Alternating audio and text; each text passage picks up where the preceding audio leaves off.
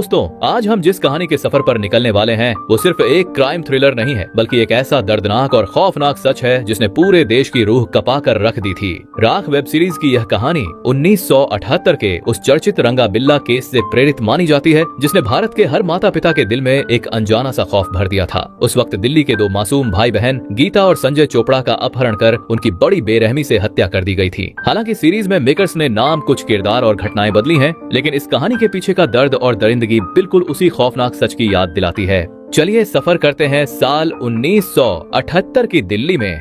उस वक्त की दिल्ली आज जैसी भागदौड़ भरी नहीं थी। सड़कों पर ट्रैफिक कम था और लोगों के दिलों में एक दूसरे के लिए भरोसा ज्यादा था। इसी शांत और सुकून भरे माहौल में एक बेहद सम्मानित अरोड़ा परिवार अपनी खुशहाल जिंदगी जी रहा था। परिवार के मुखिया अशोक अरोड़ा भारतीय सेना में लेफ्टिनेंट कर्नल के पद पर तैनात थे। वो एक ऐसे अनुशासन वाले और बहादुर फौजी थे जिन्होंने 1971 की भारत पाकिस्तान जंग में अपनी बहादुरी का परचम लहराया था। उनकी पत्नी मोना एक स्कूल टीचर थी जो अपने बच्चों को दुनिया की हर खुशी देना चाहती थी। उनके घर की रौनक उनके दो बच्चे थे, 16 साल की सुमन और 14 साल का साहिल। आज अरोड़ा परिवार के घर में एक अलग ही लेवल का उत्साह था। आज कोई आम दिन नहीं था। आज सुमन का एक बहुत बड़ा सपना पूरा होने जा रहा था। उसे पहली बार ऑल इंडिया रेडियो के एक स्पेशल कार्यक्रम में अपनी आवाज का जादू बिखेरने का मौका मिला था। शाम का वक्त था। माँ मोना अपनी बेटी सुमन को रेडियो स्टेशन जाने के लिए खुद अपने हाथों से तैयार कर रही थी। एक माँ के लिए यह पल कितना गर्व का होता है, यह मोना की आंखों में साफ झलक रहा था। शगुन के तौर पर मोना ने अपने कानों से सोने के झुमके उतारे और सुमन को पहना दिए। साहिल, जो हमेशा अपनी बड़ी बहन से नोकझोंक करता रहता था,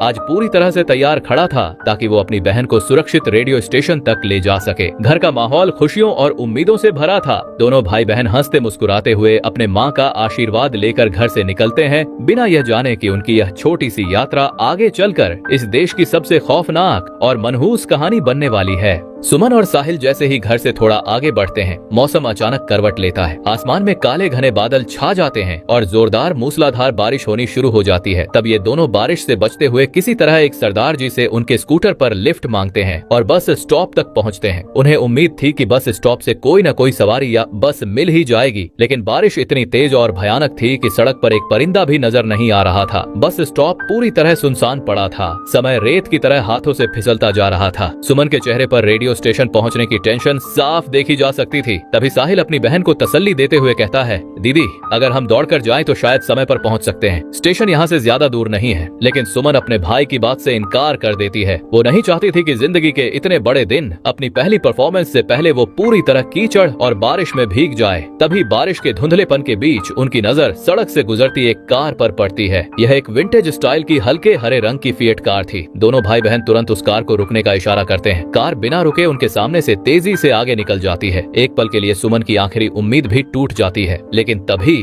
कुछ सेकंड बाद वो कार धीरे धीरे रिवर्स होकर वापस उनके पास आकर रुकती है। कार के अंदर दो अजनबी लोग बैठे थे। वो शीशा नीचे करके सुमन और साहिल से पूछते हैं कि उन्हें इतनी बारिश में कहाँ जाना है। जब सुमन बताती है कि उन्हें ऑल इंडिया रेडियो स्टेशन पहुंचना है और उन्हें बहुत देर हो रही है, तो कार में बैठे वो अजनबी मुस्कुराकर उन्हें लिफ्ट ऑफर करते हैं और कहते हैं कि वो उन्हें रास्ते में छोड़ देंगे।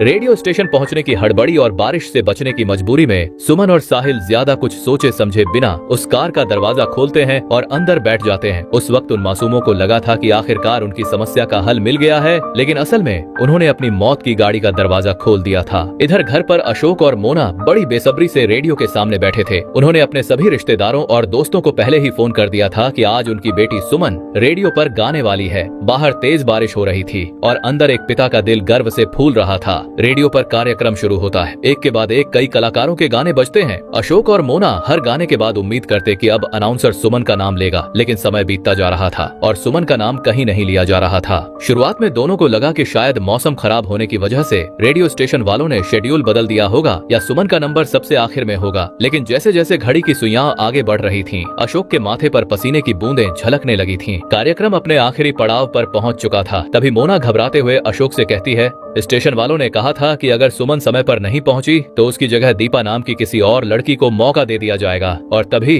रेडियो पर अनाउंसर ऐलान करता है, और अब आज शाम की हमारी आखिरी प्रस्तुति देने आ रही है दीपा। दीपा का नाम सुनते ही अशोक और मोना के पैरों तले जमीन खिसक जाती है। जैसे ही दीपा का गाना शुरू होता है, घर में एक खौफनाक सन्नाटा छा जाता है। उन्हें समझ आ गया था कि सुमन और साहिल अभी तक रेडियो स्टेशन पहुंचे ही नहीं हैं। कार्यक्रम खत्म हो जाता है, लेकिन सुमन की मीठी आवाज उस रेडियो से कभी सुनाई नहीं देती। अशोक, जो एक फौजी थे और जिन्होंने युद्ध के मैदान में कभी हार नहीं मानी थी, आज एक पिता के रूप में अंदर से कांप रहे थे। वो बिना एक सेकंड गंवाए उस तेज मूसलाधार बारिश में अपना स्कूटर उठाते हैं और पागलों की तरह रेडियो स्टेशन की तरफ निकल पड़ते हैं। वहाँ पहुँचने पर उनकी मुलाकात दीपा से होती है, जो उन्हें बताती है कि सुमन और साहिल आज स्टेशन आए ही नहीं थे। तब तक रेडियो स्टेशन भी लगभग बंद हो चुका था। यह सुनकर अशोक के पैरों तले जमीन खिसक जाती है, लेकिन वह हार नहीं मानते। वह आसपास की सड़कों, बस स्टॉप और रास्तों पर बच्चों को ढूंढने की कोशिश करते रहते हैं। इसी दौरान वह मोना को फोन करके कहते हैं कि वह बच्चों के दोस्तों, रिश्तेदारों और जान पहचान के लोगों से संपर्क करे। लेकिन घंटों कोशिश करने के बाद भी सुमन और साहिल का कोई पता नहीं चलता। हर बीतते मिनट के साथ चिंता और डर बढ़ता जाता है। आखिरकार जब कोई रास्ता नहीं बचता तो मामला पुलिस तक पहुंचता है। यहीं से कहानी में एंट्री होती है सब इंस्पेक्टर जयप्रकाश की, जिसे ज्यादातर लोग जेपी के नाम से जानते हैं। जेपी उन फिल्मी पुलिस वालों जैसा नहीं है जो हर समस्या का हल ताकत से निकालता है। वह शांत दिमाग से काम करने वाला, बेहद समझदार और जमीनी अधिकारी है।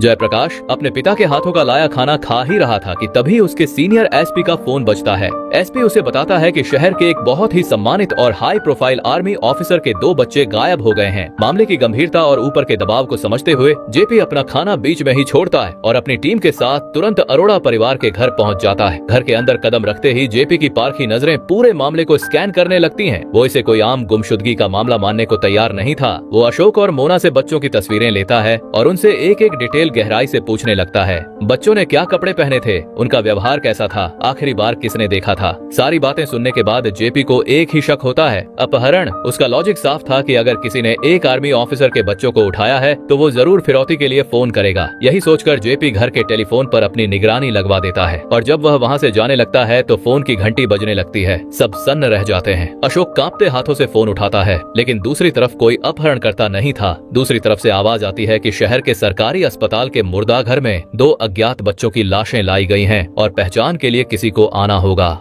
ये खबर सुनते ही घर में जैसे मातम पसर जाता है। अशोक का चेहरा पीला पड़ जाता है। जेपी तुरंत अशोक को अपनी जीप में बिठाता है और अस्पताल के लिए रवाना हो जाता है। अस्पताल के उस ठंडे और डरावने मुर्दा घर के बाहर जेपी इंतजार कर रहा था, जबकि एक बेबस पिता अशोक अपने कांपते कदमों के साथ अंदर जाता है। वो कुछ मिनट अशोक की जिंदगी के सबसे भारी मिनट थे। जब मॉर्चरी का दरवाजा वापस खुलता है और अशोक बाहर आता है तो वो जोर जोर से रोने के बजाय एक लंबी और गहरी सांस लेता है। उसके चेहरे पर एक अजीब सी राहत थी। अशोक जेपी को बताता है, इंस्पेक्टर, वो मेरे बच्चे नहीं हैं। दोनों कुछ पल के लिए राहत की सांस जरूर लेते हैं, लेकिन जेपी का दिमाग तुरंत अगले सवाल पर दौड़ने लगता है। अगर वो लाशें सुमन और साहिल की नहीं थीं, तो फिर वो दोनों बच्चे इस शहर में कहां गायब हो गए। वहीं अब सुमन और साहिल की गुमशुदगी की गुत्थी को सुलझाने के लिए हमें दिल्ली से निकलकर सैकड़ों किलोमीटर दूर बम्बई चलना होगा, क्योंकि इस केस की जड़ें दिल्ली में नहीं बल्कि बम्बई में पल रहे 2 शैतानों से जुड़ी थीं। कहानी हमें 8 दिन पीछे ले जाती है। बम्बई में हमारी मुलाकात होती है 2 ऐसे अपराधियों से जो आने वाले दिनों में भारत के इतिहास का सबसे खौफनाक चेहरा बनने वाले थे। इनके नाम थे बाबू और रज्जो। इन दोनों की साइकोलॉजी को समझना बहुत जरूरी है। रज्जो स्वभाव से थोड़ा डरपोक किस्म का था। वो एक ऐसा इंसान था जिसका अपना कोई वजूद या अपनी कोई सोच नहीं थी। वो सिर्फ बाबू के पीछे पीछे चलता था और बाबू की परछाई बनकर जुर्म के दलदल में धंसता जा रहा था। लेकिन बाबू कोई आम चोर या गुंडा नहीं था। बाबू एक पक्का साइकोपैथ और बेहद हिंसक इंसान था, जिसके अंदर इंसानियत नाम की कोई चीज नहीं थी। उसे दूसरों को दर्द देने में, खून बहाने में और खौफ पैदा करने में मजा आता था। 8 दिन पहले की बात है। बाबू और रज्जो बम्बई के एक सिनेमा हॉल में फिल्म देख रहे थे, लेकिन उनकी नजर स्क्रीन पर नहीं बल्कि आगे बैठी सीटों पर बैठे एक मोटे और अमीर से दिखने वाले आदमी पर थी। वो आदमी अपनी गर्लफ्रेंड के साथ बैठा था और काफी शो ऑफ कर रहा था। बाबू को ऐसे लोग बिल्कुल पसंद नहीं थे। जब वो अमीर आदमी वॉशरूम जाने के लिए उठता है तो बाबू और रज्जो दबे पांव उसके पीछे पीछे वॉशरूम में घुस जाते हैं। वॉशरूम के अंदर वो बिना किसी वजह के उस आदमी को घेर लेते हैं और उसे जानवरों की तरह बेतहाशा पीटना शुरू कर देते हैं। उसके चेहरे से खून निकाल देते हैं। मारपीट करने के बाद वो उसका ब्लेजर और मोटा सा बटुआ छीन लेते हैं, लेकिन जब वो बटुआ खोलकर देखते हैं तो उसमें मात्र 6 रुपए होते हैं। ये देखकर बाबू का गुस्सा और बढ़ जाता है। वो उस आदमी को और पीटता है और फिर दोनों किसी तरह धक्का मुक्की करते हुए वहाँ से भाग निकलते हैं। जब वो एक सुरक्षित जगह पहुंचकर खाना खा रहे होते हैं तब भी बाबू का गुस्सा शांत नहीं होता। वो वो कहता है कि इतना रिस्क और इतनी बेरहमी से पीटने के बाद उस अमीर दिखने वाले आदमी के बटुए में से सिर्फ 6 रुपए निकले हैं। बाबू झल्लाते हुए कहता है कि इस छोटी मोटी चोरी और छिछोरेपन से कुछ नहीं होने वाला, इसमें रिस्क ज्यादा है और पैसा कुछ भी नहीं। उसी पल बाबू के उस शैतानी दिमाग में एक बहुत बड़े जुर्म का बीज बो दिया जाता है। बाबू कसम खाता है कि अब वो कोई ऐसा शिकार करेगा जिससे वो रातों रात अमीर बन जाए और उसकी जिंदगी सेट हो जाए। अगले ही दिन बाबू अपनी उस खौफनाक योजना को अंजाम देने निकल पड़ता है। बाबू और रज्जो सबसे पहले एक कार चुराते हैं। बाबू को किसी खबरी से पता चला था कि शहर के एक बहुत ही रईस खानदान के लोग घर से बाहर गए हुए हैं। दोनों उस आलीशान घर का ताला तोड़कर अंदर घुस जाते हैं। घर के अंदर उन्हें एक बुजुर्ग आदमी मिलता है जिसे वो तुरंत पीटकर कुर्सी से बांध देते हैं। रज्जो पागलों की तरह घर का महंगा सामान, कीमती मूर्तियां और गहने समेटने में लग जाता है। लेकिन जब रज्जो सामान लेकर बाहर के पास तो वो देखता है कि बाबू वहाँ नहीं है। तभी वो बुजुर्ग आदमी रज्जो का पैर पकड़ लेता है, लेकिन रज्जो उसे लात मारकर कार की तरफ भागता है। जब रज्जो कार का दरवाजा खोलता है तो उसके पसीने छूट जाते हैं। कार के अंदर बाबू एक 10 साल के किशोर बच्चे को पकड़कर बैठा था। ये उसी घर का बच्चा था जिसका नाम जॉनी था। रज्जो घबरा जाता है। वो बाबू से चिल्लाकर कहता है,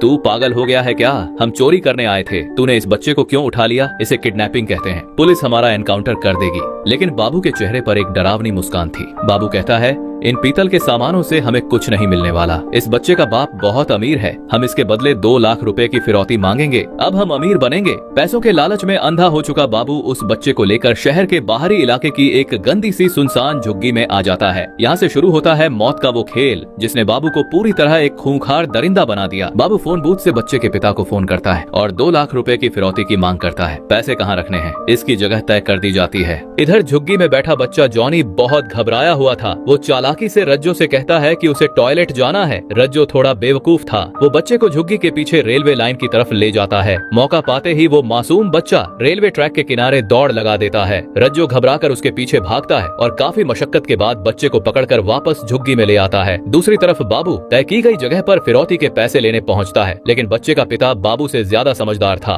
उसने पहले ही पुलिस को सब कुछ बता दिया था। उस लोकेशन पर सादे कपड़ों में दर्जनों पुलिस वाले तैनात थे। जैसे ही बाबू पैसों से भरा वो बैग उठाने के लिए आगे बढ़ता है, पुलिस उसे चारों तरफ से घेर लेती है। बाबू को समझ आ जाता है कि खेल पलट गया है, लेकिन बाबू के अंदर ताकत बहुत थी। वो 2 पुलिस वालों को जोरदार धक्का मारता है और भीड़ भाड़ वाले इलाके में भागना शुरू कर देता है। भागते भागते वो धोबियों के एक इलाके में घुस जाता है जहाँ कतार में सैकड़ों चादरें सूख रही थीं। बाबू चालाकी से गीली और भारी चादरें पुलिस वालों के मुंह पर फेंक देता है, जिससे वो उलझ जाते हैं और बाबू वहाँ से बच निकलने में कामयाब हो जाता है। खाली हाथ और पुलिस से बाल बाल बचकर जब बाबू वापस झुग्गी पहुँचता है तो उसके दिमाग की नसें फटने वाली थीं। उसका अमीर बनने का सपना पुलिस ने चकनाचूर कर दिया था। झुग्गी में बैठा बच्चा जॉनी लगातार जोर जोर से रो रहा था। बच्चे की रोने की आवाज बाबू के कानों में हथौड़े की तरह बज रही थी। बाबू का गुस्सा अब उसके कंट्रोल से बाहर हो चुका था। वो अपनी जेब से एक बड़ा सा चाकू निकालता है और बच्चे की तरफ बढ़ता है। रज्जो समझ जाता है कि बाबू क्या करने वाला है। रज्जो अपनी जान पर खेलकर बाबू को पीछे से जकड़ लेता है। दोनों के बीच जबरदस्त हाथापाई होती है। जब रज्जो को लगता है कि बाबू ऐसे में मर जाएगा तो वह उसे छोड़ देता है। वही यह सब देखकर लड़का डर से चीखने चिल्लाने लगता है। तब बाबू बिना किसी रहम के, बिना किसी हिचकिचाहट के उस मासूम बच्चे पर चाकू से उसकी सांसें पूरी तरह शांत कर देता है। रज्जो जमीन पर पड़ा अपनी आंखों के सामने इस दरिंदगी को देखकर थर-थर कांप रहा था। उसे पहली बार एहसास हुआ कि वो किस शैतान के साथ रह रहा है। अब बंबई में रुकना उनके लिए मौत को दावत देने जैसा था। पुलिस चप्पे चप्पे पर उन्हें ढूंढ रही थी, इसलिए उसी रात बाबू और रज्जो बंबई से एक ट्रेन पकड़ते हैं और भागकर देश की राजधानी दिल्ली आ जाते हैं। कहानी वापस वर्तमान दिल्ली में लौटती है। रात भर आसमान से गिरी वो खौफनाक बारिश अब थम चुकी थी। उसी सुबह एक आम सा चरवाहा अपनी बकरियां चराते हुए जंगल की तरफ जा रहा था। तभी उसकी नजर कीचड़ में सने हुए एक जूते पर पड़ती है। वो डरते डरते कुछ कदम और आगे बढ़ता है। वहाँ जमीन पर सुमन और साहिल की लाशें पड़ी थीं। तब चरवाहा तुरंत वहाँ से भागता है और पुलिस को खबर करता है। कुछ ही देर में पुलिस के सायरन की आवाज से पूरा जंगल गूंज उठता है। सब इंस्पेक्टर जेपी अपनी पूरी टीम के साथ मौके पर पहुँचता है। वहाँ का दृश्य देखकर पुलिस अधिकारियों की भी आंखें नम हो जाती हैं। लेकिन जेपी के दिल में दुख से ज्यादा एक भारी पछतावा था। वो अंदर ही अंदर घुट रहा था। पिछली रात जब भारी बारिश हो रही थी तब पुलिस का सर्च ऑपरेशन इसी जंगल से बस 200-300 मीटर की दूरी पर रोक दिया गया था। जेपी सोच रहा था कि अगर कल रात उसने सर्च ऑपरेशन नहीं रोका होता, अगर वो थोड़ा और आगे बढ़ गया होता तो शायद आज वो इन बच्चों को जिंदा बचा लेता। कुछ ही देर में वहाँ अशोक अरोड़ा को लाया जाता है, एक ऐसा फौजी पिता जिसने 1971 की जंग में दुश्मनों की तोपों का सीना तान कर सामना किया था। आज अपने ही बच्चों की लाशें देखकर घुटनों के बल जमीन पर गिर पड़ा। पड़ता है। उसका वो फौलादी सीना एक पल में टूटकर बिखर जाता है। वहीं जब यह खबर घर पर मोना तक पहुंचती है तो एक माँ का दिमाग इस गहरे सदमे को बर्दाश्त ही नहीं कर पाता। मोना इतनी सुन्न हो जाती है कि वो पहले मानने से ही साफ इनकार कर देती है कि ये उसके बच्चे हैं। खैर आखिरकार सुमन और साहिल का अंतिम संस्कार कर दिया जाता है। वही केस की बारीकियों को समझने के लिए जेपी फॉरेंसिक विभाग के प्रमुख डॉक्टर विश्वजीत से मिलने पहुंचता है। पोस्टमार्टम की रिपोर्ट कोई ऐसी वैसी रिपोर्ट नहीं थी, बल्कि वो उन बच्चों की बहादुरी और कातिलों की दरिंदगी का जीता जागता सबूत थी। डॉक्टर विश्वजीत जेपी को कई चौंकाने वाली बातें बताते हैं। पहली बात, साहिल और सुमन पर किसी छोटे मोटे चाकू या रॉड से हमला नहीं किया गया था। उनके शरीर के घाव इतने गहरे थे जो साबित कर रहे थे कि कातिलों ने किसी बहुत भारी और पुरानी तलवार से उन्हें काटा है। दूसरी बात, सुमन के साथ जो दरिंदगी हुई थी उसकी रिपोर्ट ने पुलिस के भी होश उड़ा दिए थे, लेकिन इस खौफनाक रिपोर्ट में एक बहुत बड़ा और अहम सुराग छुपा था। डॉक्टर विश्वजीत जेपी को एक कार का टूटा हुआ साइड मिरर दिखाते हैं। जांच में पता चलता है कि यह एक फेट कार का हिस्सा है और वह कार हरे रंग की थी। और सबसे बड़ा खुलासा तब होता है जब डॉक्टर बताते हैं, इंस्पेक्टर, हमें क्राइम सीन और उस शीशे पर सिर्फ इन 2 बच्चों का खून नहीं मिला है, हमें 2 और अलग अलग लोगों के खून के सैंपल मिले हैं। ये सुनते ही जेपी की आंखें चमक उठती हैं। इसका सीधा सा मतलब था कि सुमन और साहिल ने मरते दम तक उन शैतानों के सामने घुटने नहीं टेके थे। उन दोनों मासूम भाई बहनों ने कातिलों का डटकर मुकाबला किया था और संघर्ष के दौरान उन्होंने उन दरिंदों को भी बुरी तरह घायल कर दिया था। बच्चों ने अपने कातिलों को खून से नहला दिया था। ये बात जेपी के अंदर अपराधियों को पकड़ने की आग और भड़का देती है। वो तुरंत वायरलेस पर आदेश देता है कि पूरे शहर में हरे रंग की फिएट कार की तलाशी शुरू की जाए। इधर पुलिस अपनी कानूनी उलझनों में फंसी थी, वहीं दूसरी तरफ निसार नाम की एक निडर और तेज तर्रार क्राइम रिपोर्टर अपनी पर्सनल इन्वेस्टिगेशन कर रही थी। निसार और जेपी के बीच एक पुराना इमोशनल कनेक्शन भी था जो उनके काम के बीच अक्सर टकराता था। निसार अपनी खबरी लाइन से एक दूध वाले को ढूंढ निकालती है। ये दूध वाला उस खौफनाक शाम का इकलौता चश्मदीद गवाह था। दूध वाला निसार को बताता है कि उस दिन जब भारी बारिश हो रही थी तब वो अपनी साइकिल से सड़क पार कर रहा था। तभी उसके सामने से एक हल्के हरे रंग की कार गुजरी। कार के अंदर से 2 बच्चे सुमन और साहिल जोर जोर से रो रहे थे और शीशा पीटकर मदद मांग रहे थे। दूध वाला अकेला था, फिर भी उसने हिम्मत दिखाई और अपनी साइकिल कार के आगे लगा दी। लेकिन उन दरिंदों ने कार रोकने के बजाय दूध वाले के ऊपर ही गाड़ी चढ़ा दी। दूध वाले का पैर टूट गया और कातिल बच्चों को लेकर जंगल की तरफ भाग निकले। दूध वाले ने पुलिस हेल्पलाइन पर 4 बार फोन किया था, लेकिन किसी ने जवाब नहीं दिया। ये सच जानकर निसार अखबार के फ्रंट पेज पर पुलिस की नाकामी की खबर छाप देती है। जब जेपी ये खबर पढ़ता है तो वो निसार पर भड़क जाता है, क्योंकि उसे डर था कि ऐसी खबरों से कातिल सतर्क हो जाएंगे। लेकिन अंदर ही अंदर वो जानता था कि सिस्टम से बहुत बड़ी चूक हुई है। दिन बीत रहे थे और पुलिस के हाथ खाली थे। एसपी का धैर्य अब जवाब दे रहा था। एसपी जेपी को अपने केबिन में बुलाता है और साफ शब्दों में अल्टीमेटम देता है, ऊपर से बहुत प्रेशर है, 24 घंटे हो चुके हैं, न तुम्हारे पास वो कार है, न वो तलवार और न ही कोई मुजरिम। अगर कल सुबह तक कोई सुराग नहीं मिला तो मैं ये केस इंस्पेक्टर चौहान को हैंडओवर कर दूंगा। ये जेपी के लिए किसी बेइज्जती से कम नहीं था। वो रात को अपनी पुलिस जीप लेकर निराश मन से उसी जंगल के रास्ते से गुजर रहा था। उसका दिमाग केस की गुत्थियों में उलझा हुआ था। तभी अचानक अंधेरे में उसकी जीप के सामने से एक जानवर गुजरता है। तब जेपी जोर से ब्रेक मारता है और वह गाड़ी से नीचे उतरता है और उसे कुछ गड़बड़ लगता है। फिर जब टॉर्च जलाकर घूमकर इधर उधर देखता है तो उसे खाई की झाड़ियों में वही हल्के हरे रंग की फिएट कार फंसी दिखाई पड़ती है। जेपी तुरंत टीम को बुलाता है और अगली सुबह उस गाड़ी को अच्छे से जांच की जाती है, जहां मालूम पड़ता है कि पिछली सीट के नीचे से एक भारी पुरानी और खून से सनी तलवार बरामद हुई है, जिस पर लिखा था श्री मोहनलाल सोढ़ी चूर्ण वाला। जहां जेपी को अब उसे पहली बार इस केस का सबसे बड़ा और ठोस सुराग मिल गया था। जब एसपी को इस बात का पता चलता है तो वो केस ट्रांसफर करने का फैसला रद्द कर देता है और जेपी को इस चूर्ण वाला तक पहुंचने के लिए 48 घंटे की मोहलत दे देता है। अगली सुबह जेपी बिना एक सेकंड बर्बाद किए पुरानी दिल्ली के मशहूर चांदनी चौक इलाके में पहुंचता है। यहाँ की तंग गलियों में वो मोहनलाल सोढ़ी चूर्ण वाला के बारे में पूछताछ शुरू करता है। इलाके के एक पुराने दुकानदार से उसे पता चलता है कि मोहनलाल सोढ़ी तो अंग्रेजों के जमाने के एक बहुत बड़े और मशहूर वैद्य थे। उन्होंने दवाइयाँ बेचकर बेशुमार दौलत कमाई थी, लेकिन उनकी मौत तो बहुत पहले ही हो चुकी है। दुकानदार आगे बताता है, साहब उनका एक बेटा है बल्लू सोढ़ी, वो बहुत ही बिगड़ा हुआ और रईस ज्यादा इंसान है। बल्लू को लड़कियों में कोई दिलचस्पी नहीं है। वो अक्सर मोहल्ले के लड़कों पर गंदी नजर रखता है। लेकिन सबसे अजीब बात यह है साहब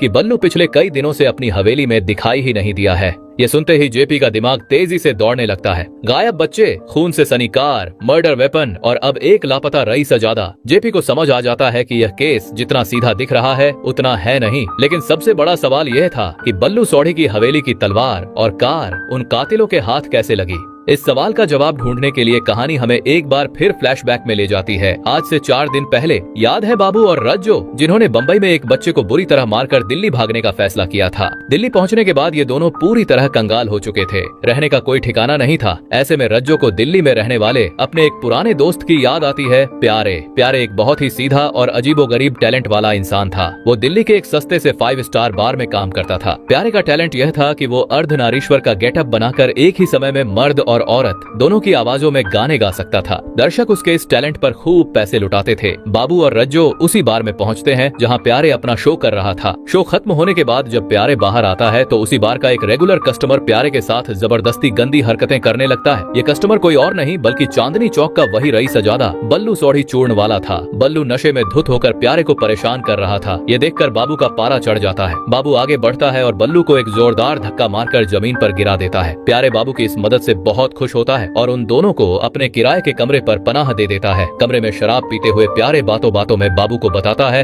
अरे वो बल्लू जो मुझे छेड़ रहा था ना, वो कोई ऐसा वैसा आदमी नहीं है। वो अंग्रेजों के जमाने के वैद्य का इकलौता वारिस है। उसके पास पुश्तैनी हवेली है और बेशुमार दौलत है। बेशुमार दौलत, बस यही वो 2 शब्द थे जिसने बाबू के अंदर सोए हुए उस लालची और खूंखार जानवर को फिर से जगा दिया। बंबई में उसका 2 लाख का सपना टूट गया था, लेकिन दिल्ली में उसे बैठे बिठाए एक रईस शिकार मिल गया था। उसी रात बाबू एक खौफनाक फैसला करता है। देर रात बाबू और रज्जो प्यारे को अपने साथ लेकर बल्लू की उस पुरानी हवेली पहुंचते हैं। बल्लू दरवाजा खोलता है और प्यारे को देखकर खुश हो जाता है, लेकिन प्यारे के पीछे पीछे बाबू और रज्जो भी हवेली के अंदर घुस आते हैं। बाबू का प्लान था कि वो बल्लू को धमकाकर उससे पैसे ऐंठेंगे। जब बल्लू उन पर अपनी गंदी नीयत डालता है तो बाबू का दिमाग सटक जाता है। वो बल्लू को जमीन पर गिरा लेता है और उसे बुरी तरह पीटना शुरू कर देता है। वो बल्लू को तब तक पीटता रहता है जब तक कि उसके मुंह से खून नहीं निकल आता और उसकी सांसें नहीं रुक जाती। अपनी आंखों के सामने यह खौफनाक मर्डर होते देख सीधा साधा प्यारे बुरी तरह डर जाता है। वो कांपते हुए तुरंत वहां से भाग निकलता है। इधर बाबू और रज्जो हवेली में पैसों की तलाश करते हैं, लेकिन उन्हें कोई बड़ा कैश नहीं मिलता। तभी बाबू की नजर हवेली की दीवार पर टंगी उन पुरानी एंटीक तलवारों पर पड़ती है जिन पर मोहनलाल सोढ़ी का नाम लिखा था। बाबू उन तलवारों को उतार लेता है। हवेली से बाहर निकलने पर उन्हें बल्लू की वो हल्के हरे रंग की फिएट कार खड़ी दिखाई देती है। बाबू कार का शीशा तोड़ता है, तलवारें कार में डालता है और दोनों उस कार को चुराकर दिल्ली की अंधेरी सड़कों पर फरार हो जाते हैं। कहानी प्रेजेंट में आती है जहां जेपी बल्लू का पता खोजते खोजते धनीराम नाम के एक शख्स तक पहुंचता है जो बल्लू के साथ अफेयर में था। क्योंकि बल्लू को लड़कियों में कोई दिलचस्पी नहीं थी, इसलिए पुलिस को सबसे पहले धनीराम पर शक होता है। लेकिन धनीराम कहता है कि उसे बल्लू के बारे में ज्यादा कुछ नहीं मालूम। किसी तरह धनीराम की मदद से जेपी और उसकी टीम बल्लू के घर तक पहुंचते हैं। घर के अंदर जाते ही उन्हें एक अजीब और सड़ी गली बदबू का एहसास होता है। जेपी अपनी टीम के साथ सावधानी से अंदर बढ़ता है। तलाशी के दौरान पुलिस को एक बड़े बॉक्स के अंदर बल्लू की सड़ी हुई लाश मिलती है। ये देखकर सभी के होश उड़ जाते हैं। जब जेपी दीवार की तरफ नजर डालता है तो उसे समझ आ जाता है कि हवेली में टंगी पुरानी तलवारें यहीं से चोरी की गई हैं। यानी जिन अपराधियों ने सुमन और साहिल का कत्ल किया उन्हीं लोगों ने बल्लू का भी मर्डर किया था। जब जेपी धनीराम से इसके बारे में पूछता है तो वो कहता है कि उसे बल्लू की निजी जिंदगी के बारे में ज्यादा जानकारी नहीं है। हाँ, इतना जरूर जानता है कि बल्लू अक्सर एक बार में जाया करता था। इधर बल्लू चूर्णवाला की हवेली में हुई हत्या और हरे रंग की कार की चोरी के बाद सब इंस्पेक्टर जेपी के दिमाग में कड़ियां तेजी से जुड़ रही थीं। फॉरेंसिक डॉक्टर ने बताया था कि कार में कातिलों का भी खून था, यानी कातिल भी बुरी तरह घायल हुए थे। जेपी तुरंत अपनी टीम को शहर के तमाम छोटे बड़े अस्पतालों और क्लिनिकों में पूछताछ करने का आदेश देता है। एक छोटे से सरकारी क्लिनिक में एक कांस्टेबल जेपी को बताता है कि कुछ दिन पहले रात के वक्त 2 बुरी तरह घायल लोग आए थे। डॉक्टर ने उन्हें एक्सरे के लिए कहा था, लेकिन वो बिना इलाज कराए ही घबराकर भाग गए। जब कांस्टेबल ने उनका नाम पता डायरी में दर्ज किया तो उन्होंने अपना नाम प्यारे और मोहन लिखवाया था। इतना ही नहीं, उन्होंने प्यारे का ही घर का पता भी लिखवा दिया था। इसके बाद कांस्टेबल राठौर की मदद से एक आर्टिस्ट उन दोनों संदिग्ध लोगों का स्केच तैयार करता है। जेपी तुरंत समझ जाता है कि कातिलों ने किसी प्यारे नाम के शख्स की पहचान चुराई है। इसलिए जिस मकान में प्यारे रहता था उसके मकान मालिक को थाने बुलाया जाता है और उसे दोनों स्केच दिखाए जाते हैं। मकान मालिक उन दोनों लोगों को पहचानने से इनकार कर देता है, लेकिन वो प्यारे के बारे में बता देता है कि वह एक बार में काम करता है और उसका स्केच भी बनवा देता है। जेपी के पास अब प्यारे का सुराग था। वो प्यारे की तलाश में उसी 5 स्टार बार में पहुंचता है जहां प्यारे अर्धनारीश्वर के रूप में गाता था। लेकिन बार का मैनेजर जेपी को जो बताता है उससे उसके पैरों तले जमीन खिसक जाती है। मैनेजर कहता है, सर प्यारे को तो कुछ दिन पहले पुलिस वाले पूछताछ के लिए उठाकर ले गए हैं। जेपी हैरान था क्योंकि उसकी टीम में से किसी ने प्यारे को गिरफ्तार नहीं किया था। दरअसल बल्लू के मर्डर के बाद बाबू और रज्जो को डर था कि प्यारे उनका राज खोल देगा, इसलिए वो दोनों खुद नकली पुलिस वाले बनकर प्यारे को उठा ले गए थे। लेकिन किस्मत का खेल देखिए, बाबू और रज्जो प्यारे को मारकर हमेशा के लिए चुप कराना चाहते थे। वो उसे दिल्ली के सुनसान रिज एरिया के जंगल में ले गए। तभी उन्हें एक लड़का और लड़की वहाँ रोमांस करते हुए दिखाई देते हैं। जब लड़की उस लड़के को आइसक्रीम लाने के लिए भेजती है तो मौका पाकर बाबू और रज्जो लड़की को पकड़ लेते हैं और उसे घसीटते हुए प्यारे के पास ले आते हैं। फिर वो प्यारे के हाथ में तलवार थमाकर लड़की को मारने के लिए कहते हैं ताकि वह भी एक गुनहगार बन जाए और बल्लू के मर्डर केस के बारे में पुलिस को कभी नहीं बताए। लेकिन सीधा सादा प्यारे डर के मारे कांपने लगता है। तभी वहाँ गश्त लगाता हुआ एक पुलिस वाला आ जाता है। पुलिस को देखकर बाबू और रज्जो उस लड़की को छोड़कर वहाँ से भाग निकलते हैं, लेकिन बेचारा प्यारे पुलिस के हत्थे चढ़ जाता है। फिर जेपी सीधा थाने पहुँचता है और प्यारे से पूछताछ करता है। प्यारे रोते हुए जेपी को बल्लू के मर्डर, हवेली की तलवारों और बाबू रज्जो के बारे में सब कुछ सच सच बता देता है। वो बाबू और रज्जो के स्केच भी पहचान लेता है। जब पुलिस उससे पूछती है कि आखिर वो लोग कहाँ गए होंगे, तब प्यारे बताता है कि रज्जो की बहन की शादी सोनीपत में हुई थी, इसलिए हो सकता है कि वो दोनों वहाँ गए हों। अब कहानी 12 साल पहले के फ्लैशबैक में चली जाती है। बाबू बचपन से ही एक आम बच्चा नहीं था। उसका असली नाम कुमार था। उसके अंदर बचपन से ही एक साइकोपैथ की प्रवृत्ति थी। एक दिन उसने स्कूल में एक बच्चे का सिर फोड़ दिया था, जिसके बाद प्रिंसिपल उसे स्कूल से निकालने का फैसला कर लेते हैं। कुमार की माँ बहुत विनती करती है, लेकिन प्रिंसिपल अपनी बात पर अड़े रहते हैं। इसके बाद अपनी माँ को खुश करने के लिए कुमार कहीं से शहद चुरा कर लाता है। तभी संजय नाम का एक लड़का उसकी माँ को इस चोरी के बारे में बता देता है। अब कुमार के मन में संजय के लिए नफरत भर जाती है। बदला लेने के लिए वो मौके का इंतजार करने लगता है। जब संजय स्कूल के बाथरूम में जाता है तो कुमार चुपके से बाथरूम में लगे मधुमक्खियों के बड़े छत्ते पर पत्थर मार देता है और बाहर से दरवाजा बंद कर देता है। कुछ ही देर में मधुमक्खियां संजय पर टूट पड़ती हैं। वो अंदर चीखता और मदद के लिए पुकारता रहता है, लेकिन कोई उसे बचा नहीं पाता। इस घटना के बाद कुमार को बाल सुधार गृह यानी रिमांड होम भेज दिया जाता है। कई साल बाद जब बाबू 18 साल की उम्र में वहाँ से छूटकर घर लौटता है तो वो देखता है कि उसकी माँ ने दूसरी शादी कर ली है और उसकी एक छोटी सी बहन भी है।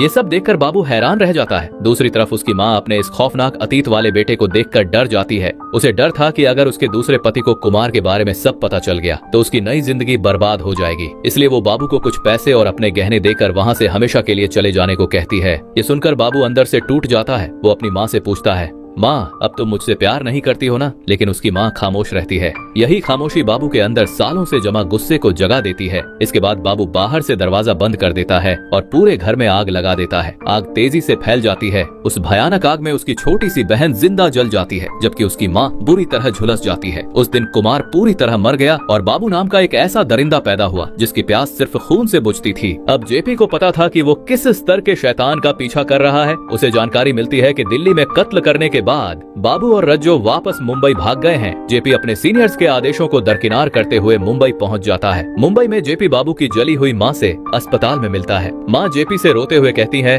इंस्पेक्टर मैंने एक राक्षस को जन्म दिया है, उसे जिंदा मत छोड़ना। इधर मुंबई में बाबू की एक गर्लफ्रेंड थी मीना, जो पेशे से एक नर्स थी। मीना को बाबू के असली चेहरे के बारे में कुछ नहीं पता था, लेकिन एक दिन मीना अखबार में सुमन और साहिल के मर्डर की खबर पढ़ती है, जिसके साथ बाबू और रज्जो का स्केच छपा हुआ था। मीना डर के मारे कांप जाती है। उसकी एक सहेली चुपके से जेपी को फोन करके अस्पताल बुला लेती है, लेकिन जेपी के पहुंचने से पहले ही बाबू मीना के स्टाफ रूम में आ जाता है। मीना डर के मारे अखबार को पीछे छिपाने की कोशिश करती है, लेकिन बाबू की तेज नजरें वो अखबार देख लेती हैं। बाबू समझ जाता है कि मीना सच्चाई जान चुकी है। इसके बाद बाबू जो करता है वो उसकी क्रूरता का सबसे भयानक रूप था। वो मीना के बाल पकड़कर उसे जमीन पर पटकता है और उसका सिर तब तक फर्श पर मारता रहता है जब तक उसकी जान नहीं निकल जाती। जब जेपी दरवाजा तोड़कर अंदर घुसता है तो बहुत देर हो चुकी थी। मीना खून से लथपथ पड़ी थी और बाबू भाग चुका था, लेकिन जल्दबाजी में बाबू वहाँ एक कोट छोड़ गया था। जेपी उस कोट के कॉलर पर लगे टेलर के टैग से दर्जी के पास पहुँच जाता है और दर्जी की मदद से बाबू के पुराने दोस्त जिम्मी तक पहुँचता है। पुलिस की मार पड़ते ही जिम्मी उगल देता है।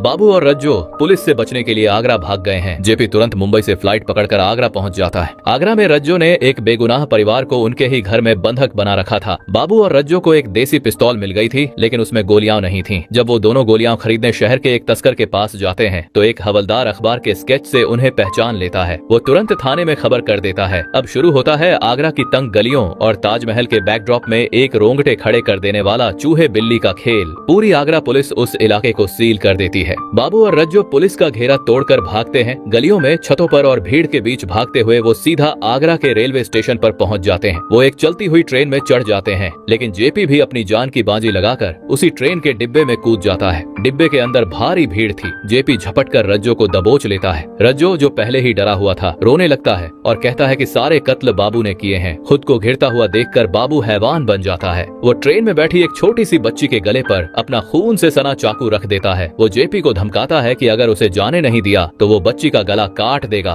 पूरे डिब्बे में चीख पुकार मच जाती है, लेकिन जेपी कोई आम पुलिस वाला नहीं था। उसकी आंखों में खौफ नहीं बल्कि सुमन और साहिल के लिए एक आग थी। वो बाबू की आंखों में आंखें डालकर धीरे धीरे आगे बढ़ता है। जेपी की ये निडरता देखकर बाबू एक सेकंड के लिए घबरा जाता है। उसी एक सेकंड का फायदा उठाकर एक पुलिस ऑफिसर पीछे से हाथ पकड़ लेता है और फिर जेपी बाबू पर एक भूखे शेर की तरह टूट पड़ता है। जेपी बाबू को इतनी बुरी तरह मारता है, उसके चेहरे पर इतने घूंसे बरसाता है कि उस दरिंदे की भी रूह कांप जाती है। आखिरकार दिल्ली और मुंबई को दहलाने वाले वो दोनों कातिल सलाखों के पीछे पहुंच जाते हैं और यहाँ कहानी हमें एक बार फिर उसी मनहूस शाम में ले जाती है। सुमन और साहिल जब बारिश से बचने के लिए बाबू और रज्जो की कार में बैठे तो शुरुआत के कुछ मिनट सब नॉर्मल लगा, लेकिन जैसे जैसे कार आगे बढ़ी बाबू बैकव्यू मिरर से सुमन को गंदी नजरों से घूरने लगा। 16 साल की सुमन को इस बात का एहसास हो गया कि कुछ बहुत गलत होने वाला है। उसने घबरा कर कहा, भैया हमें यहीं उतार दीजिए, लेकिन बाबू के चेहरे पर एक डरावनी मुस्कान आ गई और उसने कार की स्पीड बढ़ा दी। 14 साल का साहिल, जो एक आर्मी ऑफिसर का बेटा था,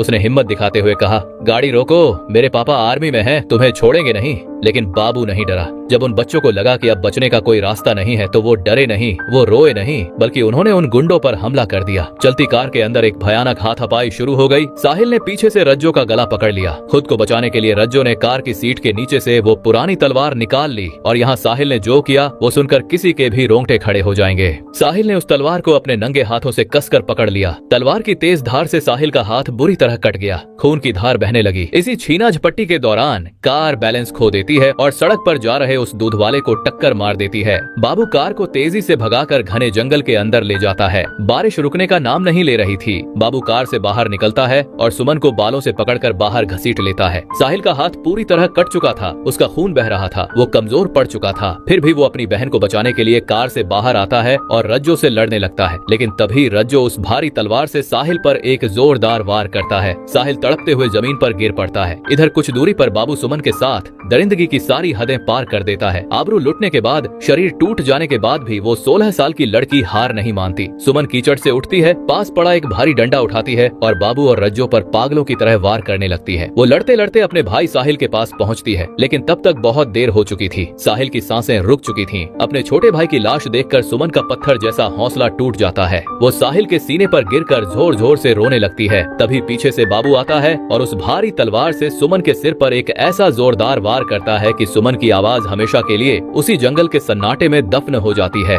कहानी वापस वर्तमान में आती है। अदालत के बाहर लोगों की भारी भीड़ थी। हर किसी की जुबान पर सिर्फ एक ही नारा था, कातिलों को फांसी दो। अदालत सारे सबूतों, जेपी की इन्वेस्टिगेशन और पोस्टमार्टम रिपोर्ट को देखते हुए बाबू और रज्जो को उनके किए गए घिनौने अपराधों के लिए आखिर उन्हें फांसी की सजा सुनाती है। ये कहानी सिर्फ एक क्राइम थ्रिलर या सस्पेंस ड्रामा नहीं है। ये हम सब के लिए, हर माता पिता और हर बच्चे के लिए एक बहुत बड़ी चेतावनी है। एक छोटी सी लापरवाही और अनजान लोगों पर किया गया एक पल का भरोसा आपकी पूरी जिंदगी को राख में बदल सकता है। इसलिए सतर्क रहें, अजनबियों से सावधान रहें और अपने परिवार का ख्याल रखें। मिलते हैं अगली कहानी के साथ। तब तक के लिए अपना और अपनों का ख्याल रखें। जय हिंद।